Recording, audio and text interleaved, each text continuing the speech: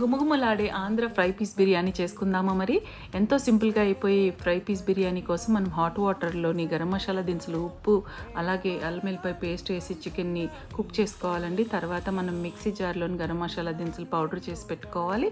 ఆ తర్వాత ఈ పౌడర్ని మనం చికెన్లోకి, రైస్లోకి రెండింటికి వాడుకుంటాము.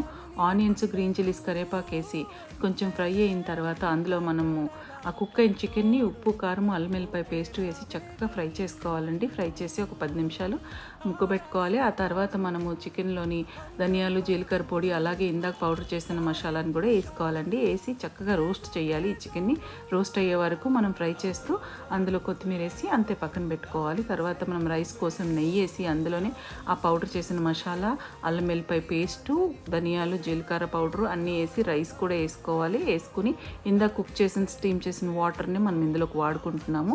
10 నిమిషాలు సిమ్లో పెట్టి కుక్ చేసుకోవాలి. అంతే, మన ఆంధ్ర ఫ్రై పీస్ బిర్యానీ